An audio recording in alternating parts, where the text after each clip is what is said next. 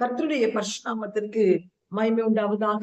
இந்த காலைகளில் தொடர்ந்து தேவனுடைய வார்த்தையை தியானிக்க கர்த்தர் நமக்கு கிருபை செய்வாராக. 2 சாமுவேல் 7ஆம் அதிகாரம் 29வது வசனத்தை நாம் வாசிக்கும் போது, இப்பொழுதும் உமது அடியானின் வீடு என்றென்றைக்கும் உமக்கு முன்பாக இருக்கும்படி அதை ஆசீர்வதித்தருளும்.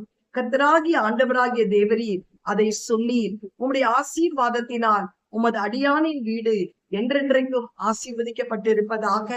உமது அடியானின் வீடு என்றென்றைக்கும் ஆசீர்வதிக்கப்பட்டிருப்பதாக. ஓபேத் ஏதோம் வீடு ஆசீர்வதிக்கப்பட்ட காரணங்களை நாம் தியானித்துக் கொண்டிருக்கிறோம். அவன் ஆசீர்வதிக்கப்பட்டான், அவன் வீட்டார் ஆசீர்வதிக்கப்பட்டார்கள், அவனுடைய எல்லாவற்றையும் கர்த்தர் ஆசீர்வதிக்கப்பட்டது. அதற்கு காரணம் தேவன் அந்த மன்னா வைக்கப்பட்ட பொற்பாத்திரம் அதிகாலையிலே தேவனை தேடினான். கர்த்தருக்கு ஸ்தோத்திரம் உண்டாவதாக. பிரித்தெடுக்கப்பட்ட ஒரு வாழ்க்கையை வாழ கர்த்தர் கிருபை செய்தார். வசனத்தை தியானிக்க கர்த்தர் கிருபை செய்தார். அது மாத்திரமா, தேவனுக்கு பயப்படுகிற பயம் அவன் வாழ்க்கையிலே காணப்பட்டது. இன்றைக்கு கூட ஒரு குடும்பம் ஆசீர்வதிக்கப்பட வேண்டுமானால் அந்நியனாகிய கீத்தியனாகிய ஓபேத் ஏதோம் வீடு ஆசீர்வதிக்கப்பட காரணம், அவர்கள் இந்த காரியங்களெல்லாம் காணப்படும் போது கனி நிறைந்த ஒரு வாழ்க்கையை வாழ்ந்தார்கள். குடும்பம் முழுவதும் கனி கொடுக்கும்படி கர்த்தர் கிருபை செய்தார். இன்றைக்கு ஒரு குடும்பத்திலே கனி காணப்பட்டால்தான் ஆவியின் கனிகள். கலாத்தியர் 5:22 அன்பு, சந்தோஷம், சமாதானம், நீடிய பொறுமை, தயவு, நற்குணம், விசுவாசம், சாந்தம், இச்சையடக்கம் என்ற கனிகள் நிறைந்த ஒரு குடும்பம் தான் ஆசீர்வதிக்கப்படும். ஏனென்றால் மத்தேயு 7:16-21 வாசிக்கும் போது வேதம் சொல்கிறது, அவருடைய கனிகளினால் அவர்களை அறிவீர்கள். முட்செடிகளில் திராட்சை பழங்களையும் முட்பூண்டுகளில் அத்தி பழங்களையும் பறிக்கிறீர்களா? அப்படியே நல்ல மரம் எல்லாம் நல்ல கனிகளை கொடுக்கும், கெட்ட மரமும் கெட்ட கனிகளை கொடுக்கும். நல்ல மரம் கெட்ட கனிகளை கொடுக்க மாட்டாது, கெட்ட மரம் நல்ல கனிகளை கொடுக்க மாட்டாது. நல்ல கனி கொடாத மரமெல்லாம் வெட்டுண்டு அக்கினியிலே போடப்படும். ஆதலால் அவருடைய கனிகளினாலே அவர்களை அறிவீர்கள். ஹல்லேலூயா.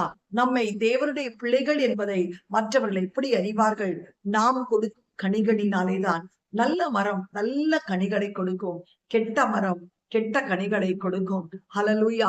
கனிகூடாத மரமெல்லாம் வெட்டுண்டு அக்கினியிலே போடப்படும். ஹல்லேலூயா. ஒரே குடியிலே கர்த்தருக்கு ஸ்தோத்திரம். ஒரு மாங்கொட்டையும் வேப்பங்கொட்டையும் போட்டா அது ஒரே மரமா வளராது, 2 மரமா தான் வளரும். ஒன்று மாமரம், ஒன்று வேப்ப மரம். ஆனால் கிறிஸ்துவ வாழ்க்கையிலே கர்த்தருக்கு ஸ்தோத்திரம், நாம் எப்பொழுதுமே 2 வேடங்களை போடுவதாய் காணப்படுகிறோம். கர்த்தருக்கு ஆத்திரமும் ஸ்தோத்திரமும் ஒரே நாவிலிருந்து புறப்படுகிறது. சபித்தலும் ஆசீர்வாதமும் ஒரே நாவிலிருந்து புறப்படுகிறது. ஒரு கிணற்றிலே கொஞ்சம் உப்பு தண்ணியில நல்ல தண்ணி இருக்கும், ஆனால் நம்முடைய கிணற்றிலே ஜீவ ஊற்றும் இருக்கிறது, அந்நிய பாஷ்யம் இருக்கிறது. ஆண்டவர் விரும்பாத பாஷைகள், கெட்ட வார்த்தைகள், குறை சொல்லுகிற வார்த்தைகள், கர்த்தருக்கு ஸ்தோத்திரம் உண்டாவதாக, பரியாசம் பண்ணுகிற வார்த்தைகள், பொய் சொல்லுகிற வார்த்தைகள், இதையெல்லாம் காணப்படுகிறது. இப்படிப்பட்ட ஒரு வாழ்க்கையை நாம் வாழும்போது நம்முடைய குடும்பம் எப்படி ஆசீர்வதிக்கப்படும்? கர்த்தருக்கு ஸ்தோத்திரம். மத்தேயு சுவிசேஷம் 21:13 வாசிக்கும் போது, ஆண்டவர் அதை பெத்தானியாவிலிருந்து எருசலேம் போகும்போது அத்தி மரத்தை பார்க்கிறார். பசி உண்டாகிறது, ஆனால் இலை செலுத்திருக்கிறது நிமித்தம் பழங்கள் இருக்கும் என்று வேகமாய் கடந்து போகிறார். மரத்திலே இலைகள் இருக்கிறது, ஆனால் பழங்கள் இல்லை. உடனே அவர் சபிக்கிறார். கர்த்தருக்கு ஸ்தோத்திரம். இன்றைக்கு கிறிஸ்துவ வாழ்க்கை அப்படித்தான் இருக்கிறது. நாம் பசுமையான ஒரு பசும்புல்லை, ஒரு தோலை போத்தி கொண்டு வாழ்ந்து கொண்டிருக்கிறோம்.